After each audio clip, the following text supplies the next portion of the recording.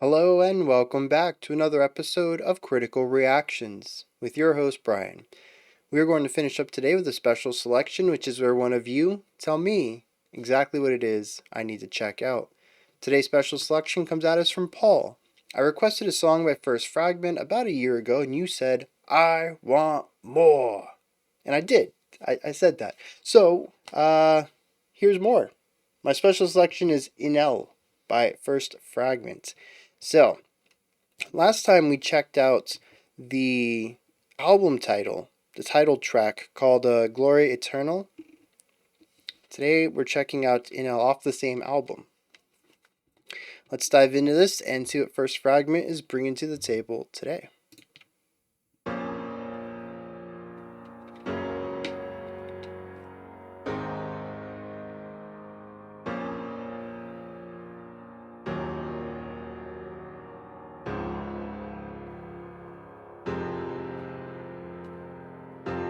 Oh, the repeat. Back to the beginning. Okay.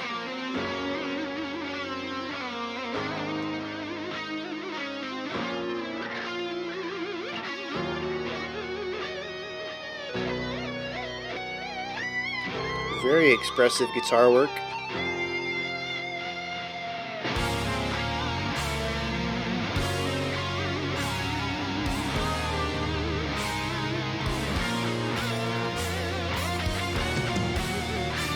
Nice bass foundation. Really interesting having the dual emotive guitar lines. Tons of power.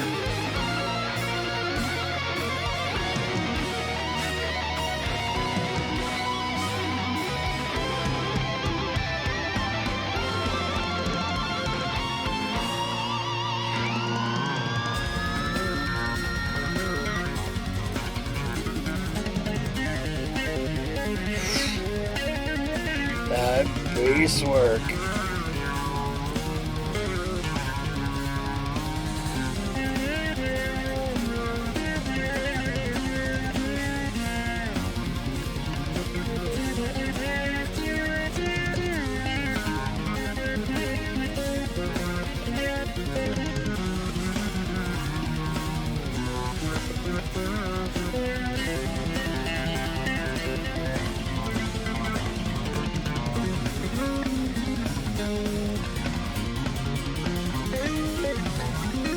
Interesting shift from compound to standard.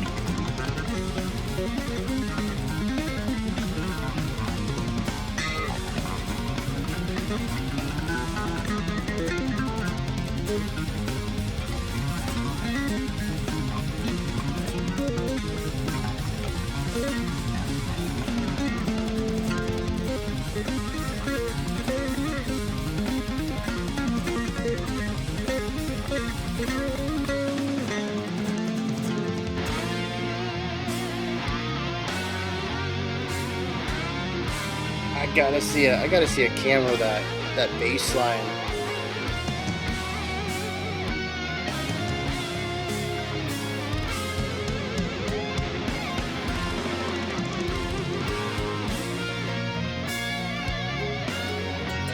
There's a lot of reverence in here. And I love how that moving 16th note idea is still existing in the background, far out to the sides.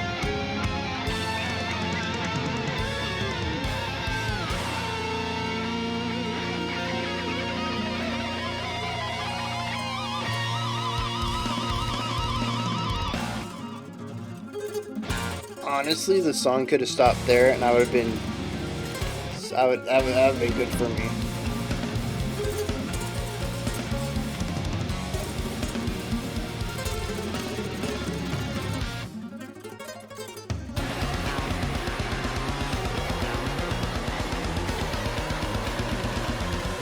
I forgot they had a vocalist.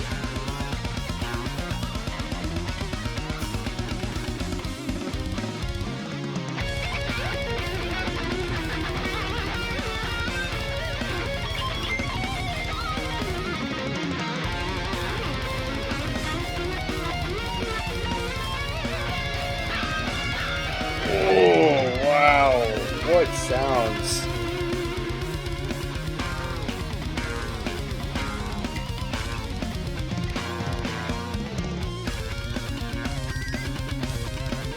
Yeah, I love how our outside guitars started as counterpoint and merged into harmony.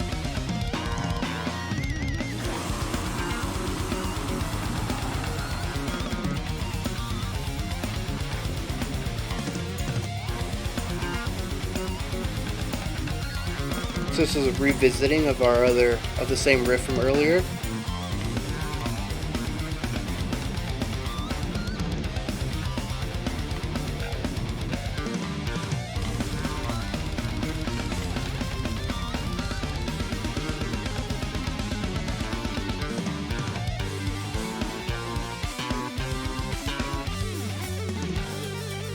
Yeah, the syncopated bass pops.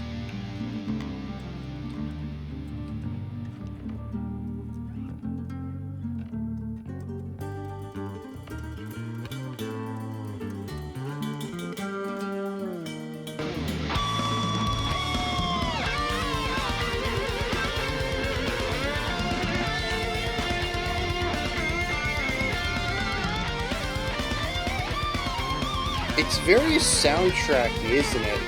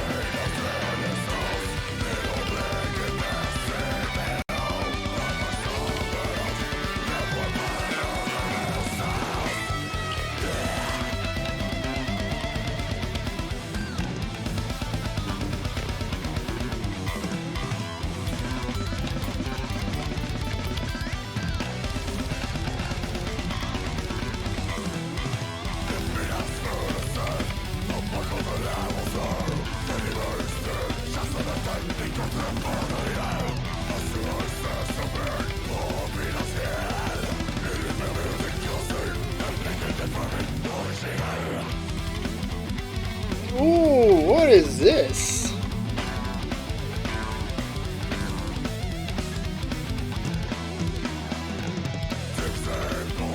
Very bouncy.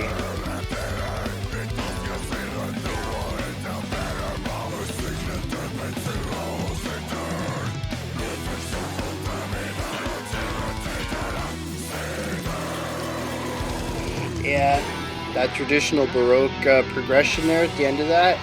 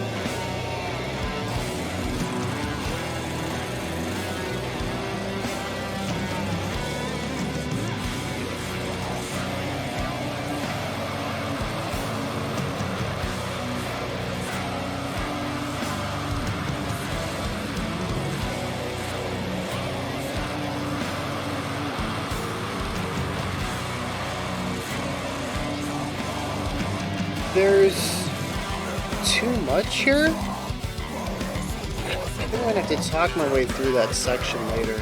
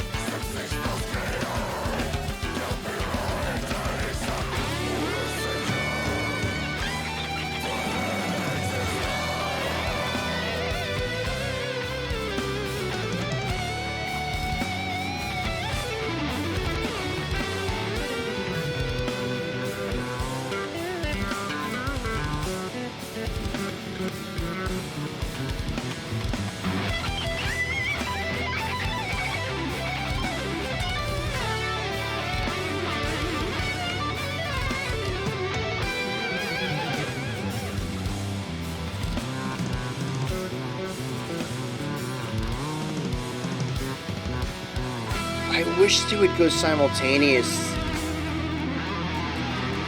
The guitar part doesn't feel as empty without the bass, but when the bass comes in, there is something above it that's just dead space.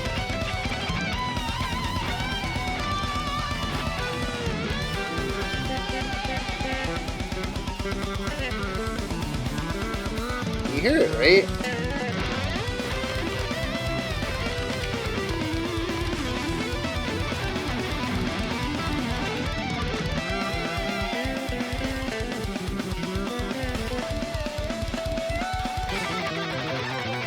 Every time the bass gets to solo, it sounds so small.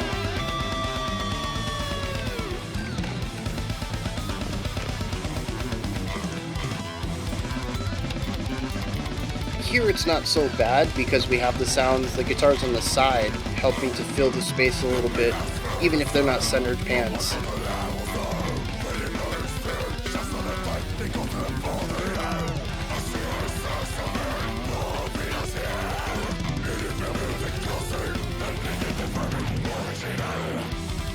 Yeah, so that's really cool. I didn't notice that last time, but the bass kicks are on triplets, and the rest of the guitars are on 16ths. And so there's a rhythmic division there until the instruments come onto the third, or the triplets with the bass kicks at the end of the riff.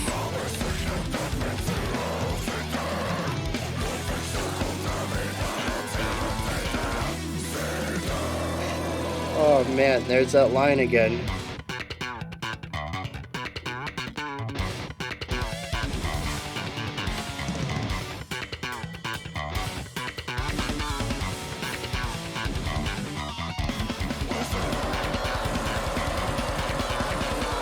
Such a dirty bass line.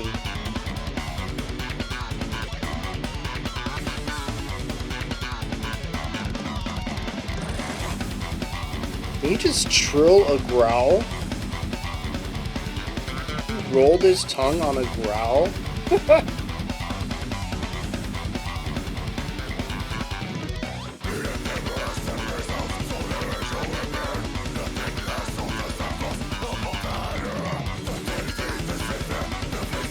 As the guitars continue to quicken their speed and all we get are attacks, it begins to move into chiptune music for me. Anybody else?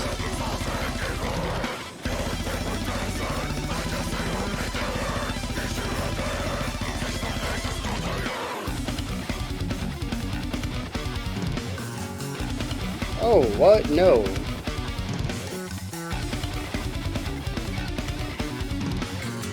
Oh, that's a fun little flamenco thing going on.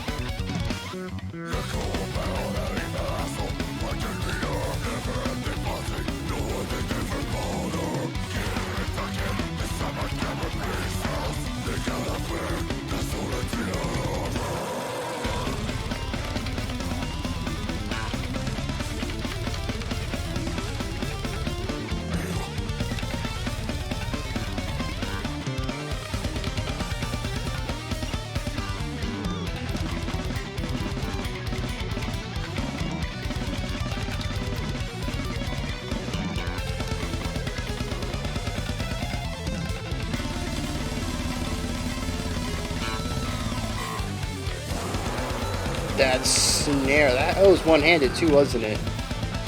It was consistent.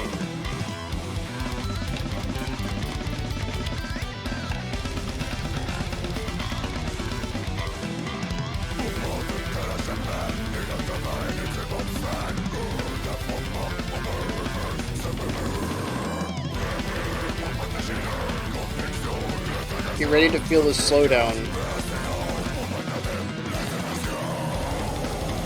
Yeah, that's that modulation I was talking about, moving from the 16th to the triplets.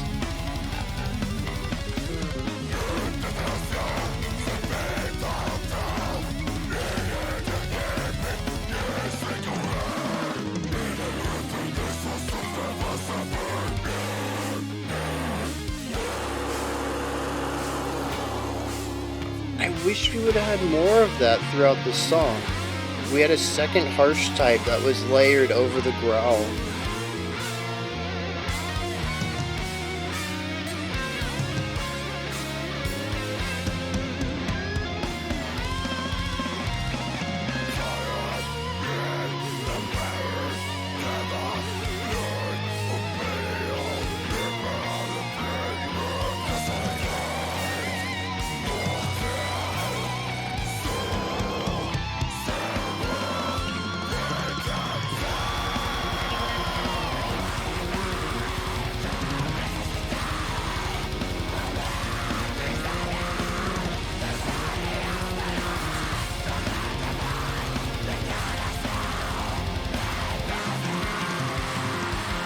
We've shifted back to a compound time.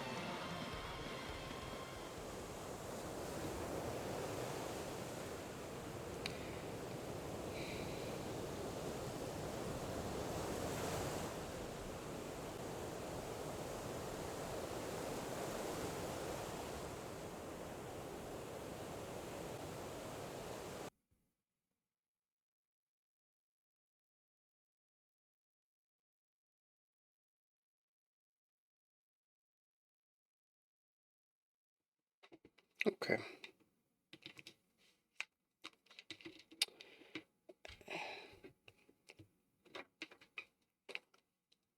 So it's going to be subjective for everyone, but in the past I've talked about songs knowing, well, a song's length versus the listener's expectations. I should say, I think is the way to put it. If a song ends before you expect it to and you're enjoying it, it has left you wanting more. And that's a pretty good place to be in. If a song ends when you expect it to end, well, that's a pretty good feeling. And if a song ends after you expect it to end, it could overstay its welcome. Like I said, this is going to be subjective. Everybody's going to have different feelings about this. For me, this track overstayed its welcome. And it's primarily because of something that I honestly have a hard time listing as a fault of the band. But I am in this case, and that's that they do one thing exceptionally well. And that's kind of it, which is usually not a problem. Most bands do one thing very well. When you're going to make a song that's as long as most bands' albums, that's when it becomes a problem. A lot of the times when we look at bands that are kind of one note, they do one thing very well, it's usually a band that's chasing a mainstream sound, and we tend to see 30 to 40-minute albums out of those types of bands. When we look at longer albums, 60, 70, 80, 90, these tend to be either niche styles of niche subgenres or more experimental progressive bands who are doing new things or specifically working within that time constraint or that time length for a specific reason. So a 20-minute track is going to be as long as, or is going to be just a hair shy of most mainstream albums. And so when you have a mainstream album, though, there's chances for the song to go in different directions. 20 minutes worth of 8 different tracks could be 8 slightly different tracks, even though they're all generally the same. But when you have a 20-minute single track, it needs to be unified in some way. And there isn't a chance, really, an opportunity to create something diverse enough within that unless you're going to go for something proggier and really look at including a variety of sounds in your music. And that absolutely works as well. You can also go the jam band route and just go where your body wants to explore for 20 minutes. There's a lot of ways to go about this. 20 minutes of doing the same exact thing, or I should say variations on the same exact thing. I don't think there was one larger loop in the middle, and we did have a bridge that was pretty lengthy and brought us back to a final variation on a chorus, I'd say. The song fits well within a pretty typical ABABCB structure here. There's a little bit of variation to it, but it is within that context. It's just that our sections are ridiculously long. Our intro is not 20 seconds, it is 5 minutes, that kind of deal. And so it ends up being a song that, at least for me, I felt like I had heard everything early on in the track, and while they did explore some new sounds, for the most part, a lot of it is what we had already heard, just new riffs on those ideas. And through that, I felt like I didn't need the rest of the track. I felt like it overstayed its welcome. The ending was interesting, and I'm sure for some people it was ridiculously earned. But for me, it was a bit much. It did a lot and actually kind of diminished its impact because there was too much going on. And I say this as somebody who has in the past really enjoyed First Fragment's output. I was really looking forward to this track, and 5 minutes in, 10 minutes in, I was enjoying myself. There's a lot of things that they do right that I really love. I didn't enjoy hearing it for the last 10 minutes. And so if there is any negativity overshadowing the rest of this analysis, it's pretty much this, in that um, I don't really have any negatives, any complaints about the track other than the fact that I felt it was a little too long. And honestly, I think what I said at the beginning still holds true. There are some sections after our intro that I loved and would not really like to have missed, but the intro by itself, I believe, is a fully realized track with a lot of interesting elements to it that absolutely sold me and left me wanting more. If they had stopped there, I would have been quite content um, with the song as it was. Um, and again, they didn't do anything differently after that, and blessing and a curse. So I think most of this analysis is just going to be, hey, check out what they did here, and this awesome thing here, and this beautiful line they did here, and this really cool thing they did. Like, just a series of pointing out awesome things that they do. But despite that, it's still not a song I'll probably check out again. I don't know if I'm going to have anything negative to say here. But I did not enjoy my full 20 minutes listening to this, which is a really interesting thing to say. But let's get into this. They do one thing very well. It's what I started this section with. It is Baroque style reverence. At least in this track. I don't particularly remember the emotional atmosphere of Gloria Eternal? Eternal? Glory Eternal. And I think we've listened to a First Fragment on a live stream. Or maybe I just listened to it on my own. Someone linked it on the Discord server. I can't remember. I've heard more than just that one track, though. But I can't remember if they... the Baroque thing is that. That Baroque style of note intervals and chord progressions, I associate so strongly with them. Although I think I've only heard this album. So that could change. I know they have at least one other album, I think, maybe two. But I think I've only heard stuff from this one. But yeah, the Baroque style they do very well. I can't remember if they do the reverence thing on the others though. But every time I listen to them, I'm like, yep, this is the Human Abstract's third album on the next level. It's just so much more music to it, which blessing and a curse. I think I'm just going to say that a lot this album. I mean, this reaction, because I think it's accurate. I think restraint could be something that would make me enjoy the band a little more. They don't seem to have much of that. But when I say reverence, there's an element of the music that feels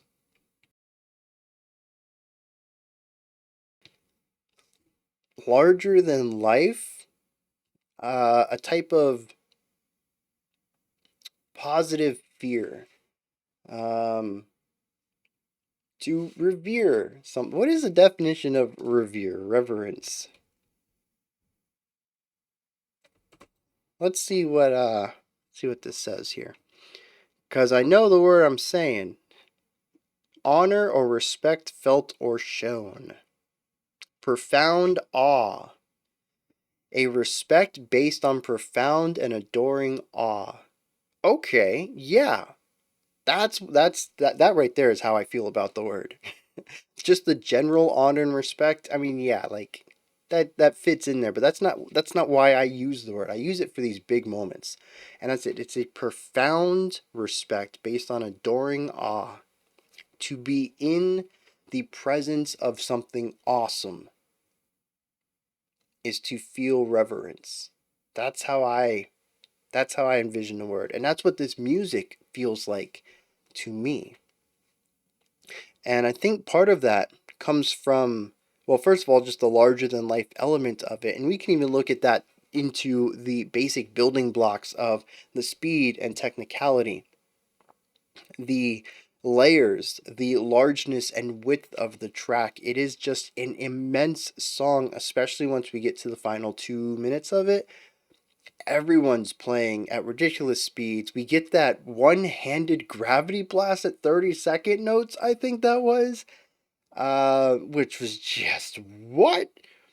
There's like two layers on each side, our bass in our middle, two vocals going, some extra guitar work on top, center, left, center, right. There's just a lot, and everybody's playing fast. It's a big sound. It is just large. You're in the presence of something beyond human.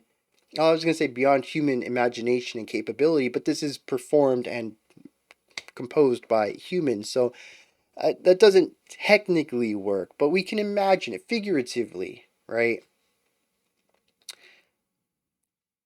And so, just even on the most basic level that's baked into this, this is, standing in the presence of something larger than life. But then you also bring in the chord progression. A lot of Baroque music was, I don't know if it's a lot. There is plenty of Baroque music that was written for churches at the time. A lot of hymns uh, from that era were written by Baroque composers. And to this day, there's still a lot of hymns that when I hear them, I'm like, oh yeah, this was written during the Baroque period. Um, and so, hymns for the Catholic Church is about the Judeo Christian God, which is a larger than life figure. So much so that it's monotheistic. It could not even share space with other gods like, the Greek pantheons or the Viking gods, um, Norse gods, I should say. So, this is a larger than life figure. And so I think that having the Baroque element with this speed and evoking these images of religion really help at tying it all together into to this feeling of awe while you're listening to the music. And it's just in every single aspect of it. It is an onslaught of sound that is just massive in scope and in technicality in the performance. And so the whole time I'm listening to this, there's an element of me as I don't know what my face looked like at the end. I think at the beginning I was like, wow, lots of big bright eyes, and closer to the end, okay. I think that's the general evolution of my face through this track. But regardless of what I was showing, there is an element of me, at least on the inside, that was jaw dropped. Oh my God, do you hear what they're doing? Now, that phased me less and less as we went on, and it became the norm, but even there at the end, when I was pretty much over the whole. Do I call it a shtick? It's not really a shtick. They do it very well, and it's kind of what they do, but is that a shtick? I don't know. They do their thing, though, and I'm kind of over it. This fast technical playing, I've listened to a lot of it. I'm kind of getting brain numb through it. But there's still like 10% of me that's just, dude, are you hearing this? Wow. Like sincerely in awe of the technical performance here. So this is what they do throughout this entire song. I was going to say, if you're not on board at minute 1, you're not going to be on board at minute 20. If you are on board at minute 1, you better really like what you're on board for, because it doesn't change. We just get more of it, faster of it throughout the track. And again, blessing and a curse. Now, it's interesting how they achieve this through the instruments themselves more so than at this larger bird's eye view of it all. There's a lot of awesome technicality going on in the performance of our instruments. We can look at the bass. We have slapping, we have popping, we have legato finger picking, we have these beautiful slides, the guitar work is just all over the place. There's only really picking. They don't have like multiple styles. Oh, we did get finger picking though. We introduced the acoustic guitars. I think those were finger picked. And so they gave their own little flair to the style as well. The drumming, we had that really fun dancey beat. We had a 7. Do we have it? Oh no, a lot of this is in 12. We have a lot of compound beats and especially polyrhythmic ideas with 3 against 4s all over the place. Um, and then just the raw technicality of it, the blast beats, the gravity blasts, the 16th note bass kicks. Um, it is just like, so for me, there's a division between what's on the paper and what comes out of instruments, right? I can look at something and hear it, or I could feed it into MIDI, right? Audio libraries, and have something play out of that. To me, that is very different than hearing and specifically seeing somebody perform this.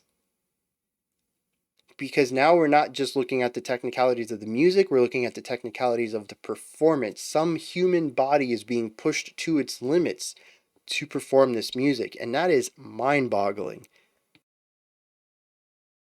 And that just adds another layer of the larger than lifeness. On paper, this is already a big song. Then to actually see somebody do it and realize the training, the practice that went into it, it is just, like I said, mind-boggling. And so that adds on to their whole appeal. They write this big music and then they also have to play it. And to me, like I said, even if you could achieve an audio library that was 100% accurate to human playing, and I couldn't tell the difference between the two, seeing it live versus hearing a recording is going to be drastically different for me. And when we do stuff like this, though, I always assume that it's live, right? This is the same thing I come to it all the time. This could be a drum machine. This could be audio libraries with very fine-tuned dynamic work on each hit to make it feel more human or whatever. But I always come at it as if they're playing live so that I can have these feelings of, wow, somebody performed this. Even though I'm not seeing it. I got to trick myself into that because I don't prefer to do live videos because usually I get distracted by the visuals. um, but yeah, it's just everything just comes together to make this sound huge. Now, there is one moment in the track, and it's like about a third in, and it takes up a chunk of our middle section where we kind of slow things down a little bit. And I liked this and wish we had gone more in this direction. I'm going to kind of group something else into this right here. A lot of the speed means you don't get to hear the timbre of the instruments. You get to hear the timbre of the attack. And this is interesting.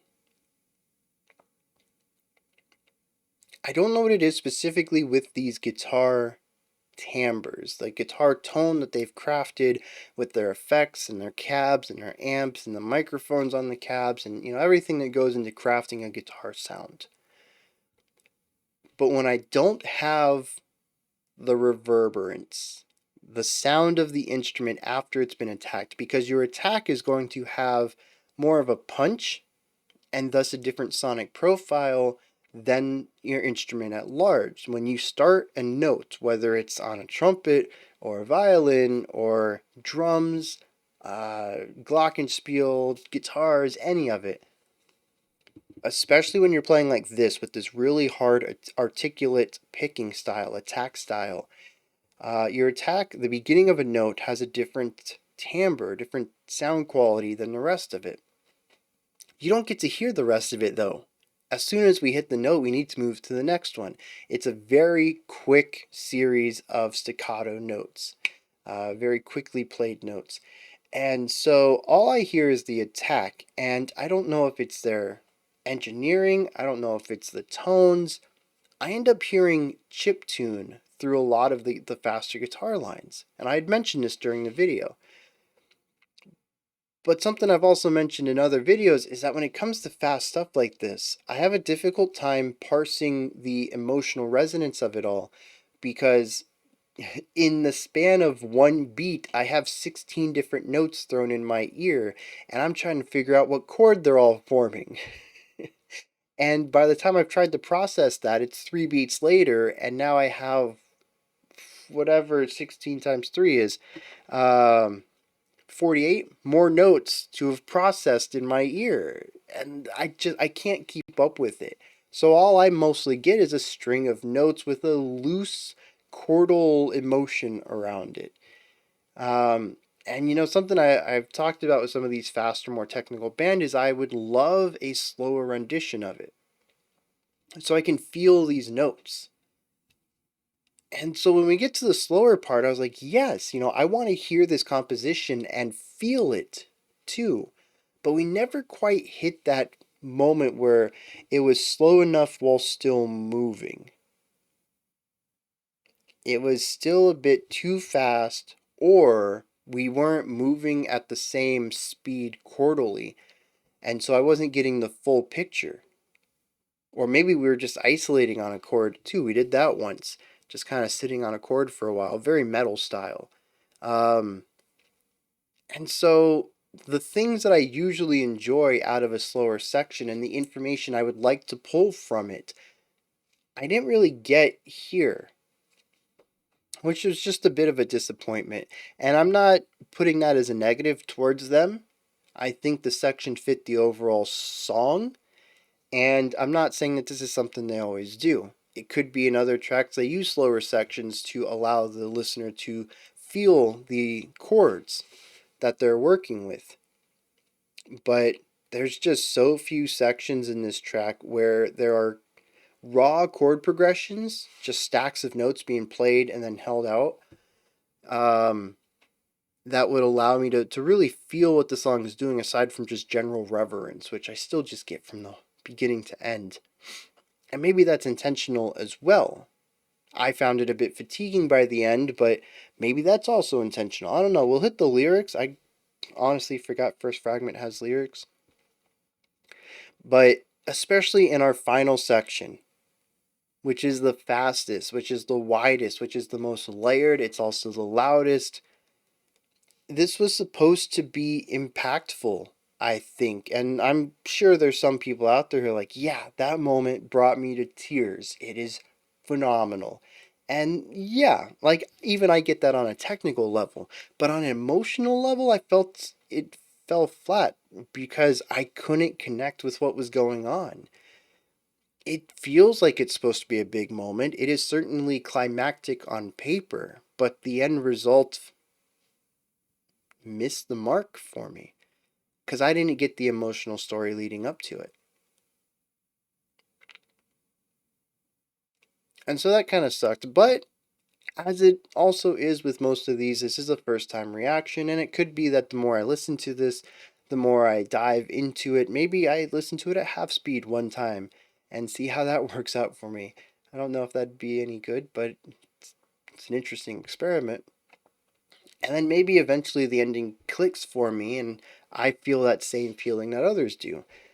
But on a first time, this is just so much information to absorb in a single sitting, 20 minutes, that I was just sort of emotionally cut off by the end. And it was also just a lot. Like I mentioned, there's so many layers here and so much going on. I think, interestingly, the drums kind of get drowned out there at the end, which is an interesting concept as a whole because they're very prominent throughout the rest of the track. There is specific space carved out for them. Only the bass exists with them in the center channel alongside the growls. So a lot of that's low end stuff. The bass kicks kind of get a little mixed up with all that. But as far as the snare and the cymbals, they have free reign in our center channel while our guitars exist on the outside. Here, though, there is no space carved out for anything. there is some clarity. I can hear the bass specifically. I can hear the guitars. The vocals are a bit drowned out. The drums are a bit drowned out. There is too much going on. And again, maybe that's intentional. Maybe it's not. I don't know. But for a ridiculous amount of space being carved out for every instrument across the rest of the track, I find it a bit odd for the ending to run out of space. A bit of a shame. But again, that could also just be the element of largeness, of growth, of so much going on. You're just supposed to take it all in as a single sound rather than looking for anything in particular. I don't know. But again, everything that I've stated is mostly a positive, and I'm sure a lot of people would view everything I said as a positive, even the criticisms, which is fantastic, honestly. That's one of the cool things about art, is that everybody has their own opinions about it. Everybody enjoys different things, and they bring their own tastes and biases to the discussion as well. So, I'm not saying that this song is bad in any way. It's just not my cup of tea. It's a little too much First Fragment, at least on a first listen. I would have liked a fragment of this. How many ways can I fit First and Fragment to say? So I guess with that said, we should figure out what they're doing with the lyrics and see if any of this stuff that kind of created some friction for me might have been intentional as some sort of thematic reasoning. What in the world did I just read?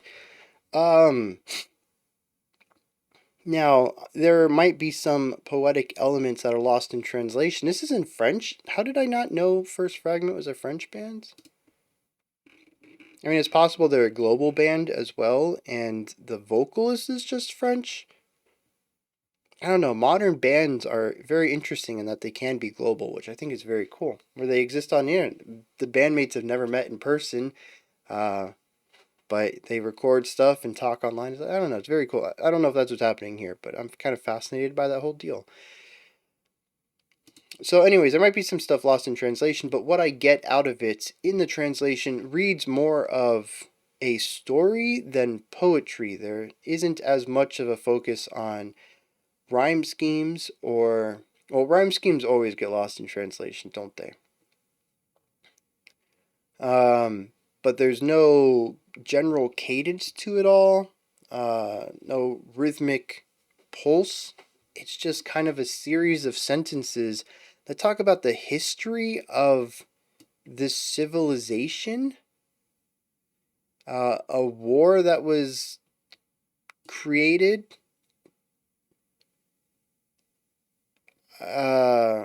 It's really epic.